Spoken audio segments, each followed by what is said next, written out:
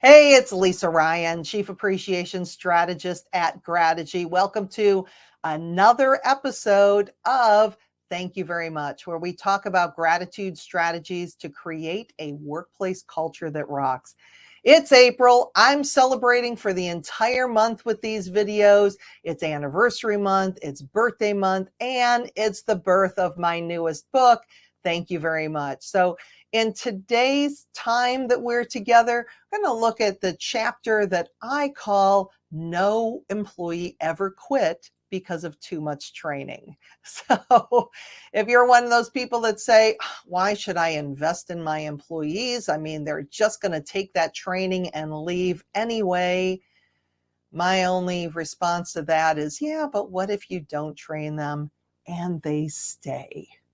So that's a really great way to get some training budget. And speaking of training budget, the Association for Talent Development, or ATD, actually says that there's an average spend that companies spend an average of $1,267 per employee per year for training. So you can take a look at what you're investing right now. And if it's a lot less than that, well, stay tuned for some ideas that you can use to increase that. And if it's way more than that, congratulations. You are actually giving your employees the tools, the resources they need, and probably the value from your organization that's going to make them stay a lot longer than otherwise. I know it was a couple of years ago, I was speaking at an HR conference, and I asked the question, how do you invest in your employees? And one woman raised her hand and she said, well, we give every employee $1,500 to use in whatever way they want for whatever personal or professional development they want. I mean, it could have been anything from, public speaking classes to skills training to underwater basket weaving. They didn't care. They would subsidize it. Well, you could almost see the heads of the accounting managers exploding as they were saying, we have 500 employees. We don't have that kind of money laying around. So I asked her the question. I said, what percentage of your employees actually take advantage of that?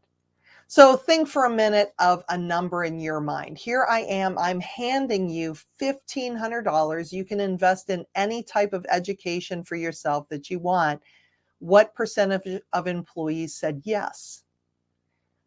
Well, the sad news is that it's the cynical people that always win this question when I'm doing it in my programs, because it's 3 to 5%. So you're giving a benefit that everybody can benefit from, but only a small percentage of your employees are actually taking advantage of it. And those are your future leaders. In this chapter, we talk with Allison Giddens, and she is the president of WinTech. And what she started doing to really allow her employees to have additional training is she makes computers available on the shop floor for people who want additional self-led training. So just by creating that type of learning culture, as well as providing the time and the resources for employees to take advantage of it. And there are lots of ways that you can do that. In the book, we talk about things like peer-to-peer training. Do you have people working for you who have some skills? You probably do. And maybe you don't even know what those skills are. But when you take advantage of your employees doing part of the training, not only are you giving them some visibility, not only are you building respect, an increased amount of respect for their coworkers because they are training something, their knowledge, but you're also reinforcing the things that they know. So there are some ways, and you can kind of spread the love, see what people want to learn, and not take advantage in that way, but yeah, take advantage of the people who you have working for you and let them shine by sharing what they know. Lunch and learns. Again, you have what, 1 million hours of content being uploaded to YouTube every minute. Yeah, I know that lots of them are cat videos. And spending the time looking at your vendors. If you're involved with trade associations, see what kind of resources they have. Buy some sandwiches, have your employees watch a video or do some kind of training so that they are all having the same conversation. Again, for the price of a lunch, you're building community and you're sharing ideas that may turn into the very ideas that can make your company money or save your company money. Having a learning library around that you're providing resources, but also making sure that your employees know how to use those resources. Because, for example, if you go to a conference and you come back and you give this book to your employees and you're like, here, I got this for you, they're going to be like, oh no, why did she give me this book? What does she think is missing? Why do I need to read that? Where instead, you may turn to that employee and say, you know what, there's a whole chapter in here on training and some of the ideas that we could implement. I would love if you would read through that and maybe at our next meeting, share some of those ideas. So you're teaching your employees how to use the resources. Because frankly, a lot of them may not have picked up a nonfiction book since high school or college. Having ongoing training in-house. You have the learning library, and maybe you have an in-house trainer. Maybe you have resources that people can go to, but making that part of your culture. Again, bringing in a culture, bringing in a culture, bringing in a trainer, shameless plug. Okay, I know.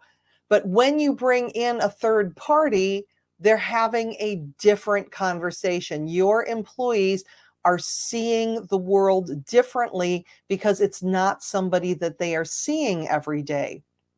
Sending them to public seminars, again, especially your new supervisors, putting them in a room where they can get to know people who are in the same boat as they are. Trade shows. I speak at a lot of conferences and trade shows. And if you think about it, you bring some of your employees to those shows, they're seeing what's going on in the market. They're getting to meet the customers. They're learning about the new technologies, and they're getting to bond with their coworkers in probably a cool place. So think about that from a recruiting standpoint. When that employee is at the bar next Friday, they're like, yeah, just got back from Vegas. Really? What were you doing in Vegas? Had a trade show. My boss paid for me to go to Vegas. Your boss paid for you to go to a trade show? How do I work for a company like that? So when you're investing in your employees, and you might be saying, Lisa, I've tried lunch and learns before, they don't work, nobody comes. Did maybe you ask your employees, well, what do you want to learn? What is important to you? And don't have everything necessarily have to be specifically related to the job. We look at our employees holistically. Is there something that they need public speaking training? Oh, maybe look at bringing in a Toastmaster club to your organization. If you're not familiar with Toastmasters, just go to toastmasters.org. It's a public speaking club, and they will help you in 1 hour a week meeting to be able to get better at public speaking. But making these types of resources available and creating that learning workplace, the culture. There are lots more ideas in my book. If you haven't already picked up a copy, go ahead and click on the link in the comments, and you can go ahead and get your copy, whether it be on Kindle or a paperback. I'd love to hear your comments. I'd love to hear your thoughts as far as how you are implementing some of the ideas in the book in your organization. And I would super duper love it if you would also leave an Amazon review for me, because that really, my goal is to get 100 of these reviews, and I'd love you to be in that top 100. So again, I am Lisa Ryan. I appreciate you, and thank you so much for being here. We'll see you tomorrow.